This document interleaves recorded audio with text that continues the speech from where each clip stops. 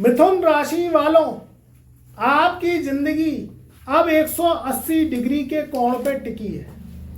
ये जीवन जो आपको मिला है, ये साधारण जीवन आपको नहीं मिला है, ये मिला है सर्वश्रेष्ठ जीवन। इंसान की जो किताब होती है वो कोरी होती है, वो अपनी किताब को खुद लिखता है। आज मैं बात करूंगा कि मार्च सन 2026 का महीना कैसा रहने वाला है। बहुत उम्मीदें हैं लोगों की इस माह से, क्योंकि ये महीना नव वर्ष को लेता हुआ आ रहा है, जो हमारे भारतीय संविधान के अनुसार नव वर्ष लगता है। मित्रों, इंसान सोचता कुछ और है, मगर कहानी असलियत में कुछ और निकलती है। जो सोचता है वो होता ही नहीं है, और जो होता है वो सोचता ही नहीं है, क्योंकि आपकी राशि, आपकी जन्म कुंडली वो क्या कहती है, उसके अकॉर्डिंग आप अगर चलेंगे तो जो सोचा हुआ आपका है वो अवश्य पूरा होगा। देखिए, आपकी जो जिंदगी है वो 180 डिग्री के कोण पे घूम जाएगी। जिंदगी में बड़ा यू टर्न आएगा। जो आपने जीवन में खोया है उससे 4 गुना पाओगे। मिथुन राशि वाले बहुत ही शक्तिशाली होते हैं। वो शक्तिशाली अपने शरीर से नहीं होते, वो अपनी बुद्धि से होते हैं, क्योंकि जो बुद्धि की शक्ति होती है वो शरीर को, जिस्म को आपकी ताकत बना देती है। जो इंसान शरीर से मजबूत है और बुद्धि से कमजोर है, वो इंसान इस कलयुग में कभी योद्धा नहीं बन सकता। वो कभी जिंदगी में राजाशाही बादशाही जिंदगी नहीं जी सकता। वो इस दुनिया पे अपना नाम छाप नहीं सकता, क्योंकि वो इंसान बुद्धि से कमजोर है, हाथ पैरों से बलिष्ठ है। जो इंसान बुद्धि से मजबूत होता है, भले ही हाथ पैरों से थोड़ा दुबला पतला चल जाएगा, वो इंसान इस दुनिया में राज करता है। मिथुन राशि वाले भी मेरे प्रिय भाई बंधु, मेरी बहनें, मेरी माताएं, मेरी युवा शक्ति और मेरे प्रिय प्रिय बुजुर्गों, वही लोग होते हैं जो ये असाधारण होते हैं। ये अपनी बुद्धि का खाते हैं।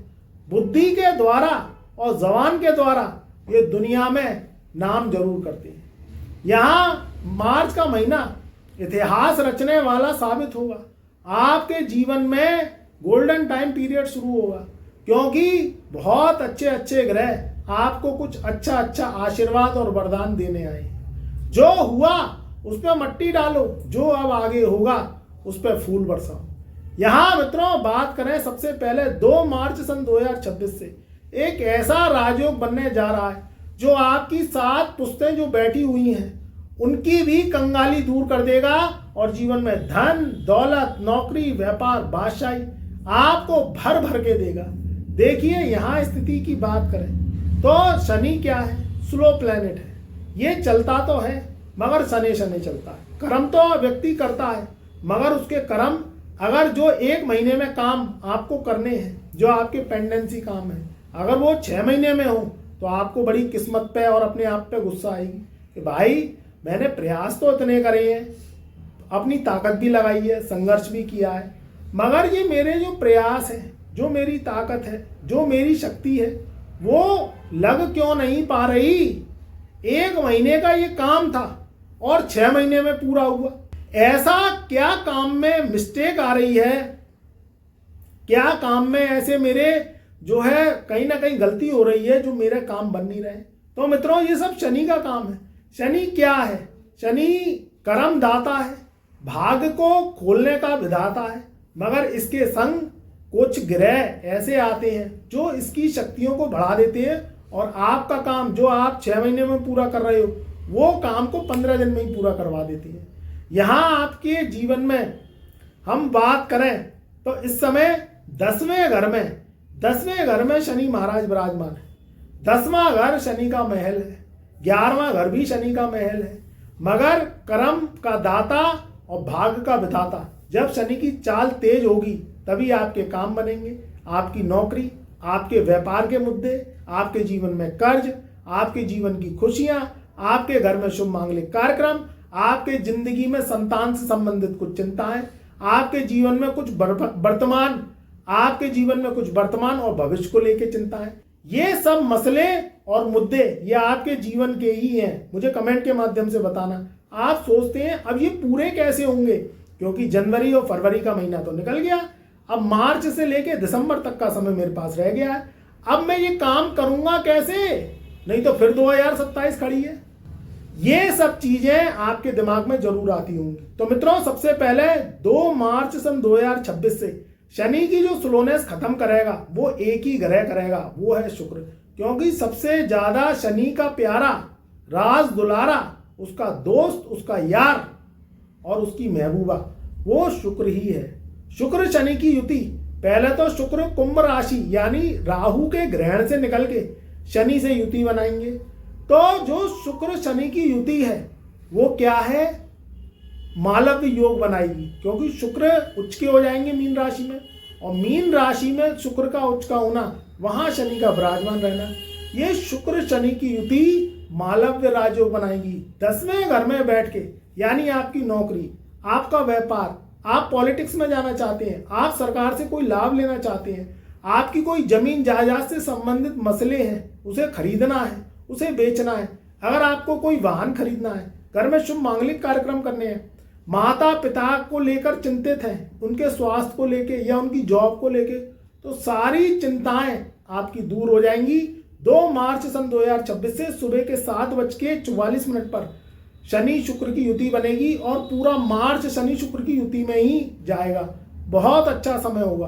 दूसरी बात, 11 मार्च सन 2026 से आपके लगन में काफी समय से देवगुरु बृहस्पति बैठे हैं। देखिए, शनि, राहु, केतु, मंगल, ये सब असुर ग्रह हैं, पापी ग्रह हैं, ये अशुभ ग्रह हैं, ये किसी की सुनते नहीं है। एक बचा गुरु, तो ये गुरु महाराज क्या है, आपके लगन में बैठे हैं। बुध के घर में गुरु का बैठना, यानी आपकी मिथुन राशि है और यहाँ बैठे हुए हैं बुध, यहाँ बैठे हुए हैं गुरु। गुरु के कुछ नियम धर्म है, उसके अनुसार वो काम करते हैं। इनका जो कारक तत्व है वो जन्म कुंडली और राशि पे 5 भाव का है। सबसे पहला धन, जो आपके जीवन में सारे संकटों को दूर करता है, रुपया पैसा आ जाता है तो जीवन की 99% परेशानियां दूर हो जाती हैं। दूसरा काम होता है देवगुरु बृहस्पति का कुटुंब। आप जीवन में कितना भी पैसा कमा लें, कितनी भी दौलत कमा लें, कितनी भी जमीन जायदाद, दुकान, मकान, गाड़ी, घोड़े, बंगले सब कुछ बना लें, मगर आपके जीवन में परिवार नहीं है तो ये जीवन निर्थक है। क्योंकि आप जीवन में अगर कोई घर में टीवी, फ्रिज, वॉशिंग मशीन, गाड़ी, घोड़े, मकान, दुकान कुछ भी लाएंगे, कुछ भी बनवाएंगे, तो आप दिखाओगे किसको, किसको दिखाओगे? जब घर में परिवार ही नहीं है तो आप कुछ भी सामान ले आओ तो आप खुशियां बांटोगे किसमें? अकेला जीवन ठूठ के समान होता है। जैसे जो है खजूर का पेड़ होता है, पत्ते बहुत होते हैं, इतना ऊंचा होता है कि किसी को छाया नहीं दे पाता। तो ऐसे ही अकेला जीवन व्यक्ति को काटने दौड़ता है, व्यक्ति को क्या है, असंतोष रहता है। वो जीवन में रुपया पैसा धन दौलत कितनी भी कमा ले, अगर परिवार में कुटुंब नहीं है, 4 लोग आपके घर में दिखाने वाले, देखने वाले, खुशियों को बांटने वाले, आपके जन्मदिन पर आपके जीवन में कोई भी खुशियां आती हैं उसमें शामिल होने वाला कोई नहीं है, तो मेरे हिसाब से ये जिंदगी कोई सजा से कम नहीं है। तो इस चीज का ध्यान रखिए, ये बृहस्पति की कृपा से ही मिलता है, जिसमें आप और हम कुटुंब को जोड़ते हैं। तो कुटुंब का कारक कौन है? बृहस्पति है। तीसरा कारक होता है शिक्षा। देखिए, मनुष्य इस कलयुग में जो सबसे बड़ा हथियार है वो उसकी शिक्षा, उसकी पढ़ाई, उसकी एजुकेशन, क्योंकि दुनिया वाले उसको कभी हरा नहीं सकते। अशिक्षित व्यक्ति को तो कैसे भी समझा लो, मगर जिसके हाथ में सरस्वती का, जिसके माइंड में, जिसकी बुद्धि में सरस्वती का ज्ञान है और हाथ में डिग्री है, उसको कोई भी हरा नहीं सकता, ना ये समाज ना ये दुनिया। तो शिक्षा का कारक कौन है? देवगुरु बृहस्पति। जिसको अच्छी शिक्षा, एजुकेशन मिल जाती है, ज्ञान आ जाता है, तो वो व्यक्ति ज्ञानी स्वरा हो जाता है और उसके जीवन में जब जिसके पास सरस्वती है तो लक्ष्मी उसके पास दौड़ी दौड़ी आती है, क्योंकि सरस्वती की प्रिय बहन माता लक्ष्मी है। जो चौथा कारक है वो क्या है? शादी विवाह। देखिए, आज के जो जीवन में व्यक्ति चाहता है कि मैं अनमैरिड रहूं, शादी नहीं करूं, जिम्मेदारी नहीं लूं, क्योंकि यहाँ कलयुग में शादी से सबको डर लगता है, मगर मित्रों ये जो डर है, ये डर आपके जीवन में एक एकांतवास पैदा करता है। मैं नहीं चाहता कि जीवन में रिस्क लें, मगर कहीं ना कहीं कुछ ऐसे मोड़ आते हैं जिसमें आपको डिसीजन लेने ही पड़ते हैं, आज नहीं तो कल। रिसर्च मार के लीजिए, समझ के लीजिए, सोच के लीजिए, और मैं ना चाहता हूं कि जल्दबाजी में लीजिए, मगर लेना तो एक दिन डिसीजन पड़ेगा ही। वो डिसीजन आपकी किस्मत को बदलता है। आपके जीवन में जब जीवन साथी आ जाता है तो आपका एकांकी परिवार खत्म हो जाता है और आपके जीवन में ये एक कुटुंब बन जाता है। तो ये भी एक राजयोग बनाता है, क्योंकि परिवार है, आपकी संतान है, आपके 4-5 लोग हैं, कुटुंब बन जाता है, आपके जीवन में खुशियां आती हैं। तो ये भी बृहस्पति की शुभ कृपा से भी होता है, तब जीवन में आपके शादी विवाह के योग बनते हैं। उसके बाद जो 5वां बृहस्पति का शुभ प्रभाव होता है, क्योंकि आपके लगन में बृहस्पति बैठा है, इसलिए मैं इसकी चर्चा कर रहा हूं। और लगन का बृहस्पति जन्म कुंडली के 1.25 लाख दोषों को नष्ट करता है।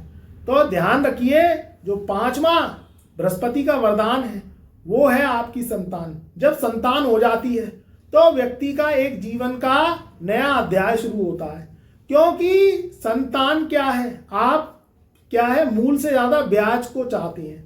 संतान जब अच्छी निकल जाती है, कुल में नाम रोशन करती है, तो आपका नाम, आपके पिता का नाम, आपका नाम, आपके जो दादा दादी, आपके परिवार का कुटुंब चलाती है।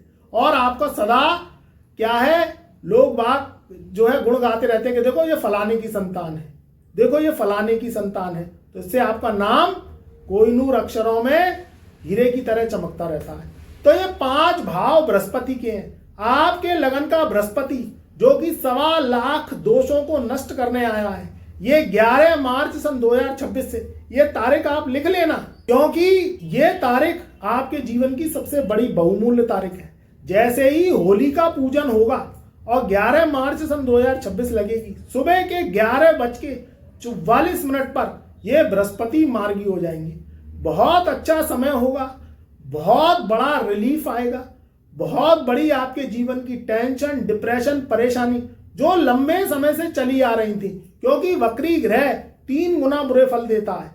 आपके जीवन का मान सम्मान, आपके जीवन का धन, आपके जीवन का व्यापार, आपके जीवन की नौकरी, जो भी परेशानियां हैं स्वास्थ्य से संबंधित, वो आपकी दूर होंगी। मित्रों, इंसान खुली किताब होता है, कोरी किताब होता है, मगर अपना मुकद्दर आपको ही लिखना है। यह मुकद्दर में जो आप लिख दोगे तो आपके वंश के आगे के जितने भी आपकी पीढ़ियां हैं, आपकी पुश्तें हैं, वो उसको याद करेंगी। तो ये बहुत अच्छा समय रहेगा। मार्च का समय कुछ ऐसा बड़ा बदलाव होगा आपके जीवन में जो आप लंबे समय से सोचते आ रहे हैं। यहाँ तीसरा एक राजयोग लगेगा सूर्य से। देखिए, सूर्य ग्रहों का राजा है, सूर्य पावर है, सूर्य सत्ता का कारक है, सूर्य आपके जीवन का घमंड और अहंकार है। मैं नहीं कहता कि अहंकार मत करो, मैं नहीं कहता कि घमंड मत करो, मगर बिना घमंड के, बिना अहंकार के ये दुनिया जीने नहीं देती। वो जितना झुको इंसान के सामने, आप ध्यान रखना मेरी बात को, इंसान के सामने जितना झुकना चाहिए, मगर जब ज्यादा झुकोगे तो दूसरा व्यक्ति पीठ का पायदान बना लेता है। तो ध्यान रखिए, जीवन में अहंकार और घमंड भी बहुत जरूरी है, और ये सूर्य देता है। सूर्य सत्ता है, सूर्य पॉलिटिक्स का कारक है, पिता का कारक है, चमकता हुआ वो ग्रह है जिसे दुनिया सवेरे उगते सूरज को जो है प्रणाम करती है। बहुत अच्छा समय आने वाला है 14 मार्च सन 2026 से, जब सूर्यदेव राहु की ग्रहण युति से छूटेंगे और ये मीन राशि में देवगुरु बृहस्पति के संग युति बनाएंगे। बहुत अच्छा समय होगा जब देवगुरु बृहस्पति के संग 14 मार्च सन 2026 को सुबह 7:51 पर सूर्य का राशि परिवर्तन होगा। तो मार्च में आपके जीवन के सारे संकट टलने वाले हैं। दोबारा से पुनः आपका मान सम्मान लौटेगा। नौकरी करते हैं, कोई भी व्यापार करते हैं, हर वो व्यक्ति जो दुखी है उसके दुख दूर होंगे। लंबे समय से जो भी परेशानियां चली आ रही हैं, प्रॉपर्टी से लेके या संतान की चिंता है, या जो मिथुन राशि वाले मेरे विद्यार्थी हैं वो टेंशन में है कि उनकी पढ़ाई या बोर्ड के एग्जाम कैसे जाएंगे, बहुत अच्छे जाएंगे। दिल लगा के पढ़ाई करिएगा, फोकस से काम करिएगा, बहुत अच्छा समय है। घर में शुभ मांगलिक कार्यक्रम होंगे, चाहे आपकी शादी विवाह हो, चाहे आपके परिवार की किसी की सदस्य की शादी विवाह या सगाई हो, उनके सारे जो है शुभ मांगलिक कार्यक्रम बनेंगे और आपकी परेशानियां और दुख निश्चित ही दूर रहेंगे। चैनल पर नए आए हैं तो एक बार चैनल को सब्सक्राइब कर लीजिएगा, घंटी वाले बटन को ऑल पे सेलेक्ट कर लेना। ये समय बहुत शानदार रहेगा, इस कीमती वक्त को ज़ाया नहीं करना है, अपने वक्त को कामों में फोकस में लगाना है। पॉलिटिक्स में जाना चाहते तो पॉलिटिक्स के भी योग बन रहे हैं। हर परेशानियों को दूर करने वाला समय है। आपकी विदेश यात्राएं होंगी, आपके जीवन में खुशियां आएंगी। बस ध्यान रखिएगा कि किसी को पैसा उधार दें तो सोच समझ के दें, किसी से पैसा कर्ज के रूप में उधार लें तो उतना ही लें जितना कि आप चुका सकें। कोई भी व्यापार करें तो अपनी राशि के अनुसार अपनी जन्म कुंडली को दिखा के ही करें और छोटी पूंजी से करें। रिस्क वाले कामों से दूर रहें।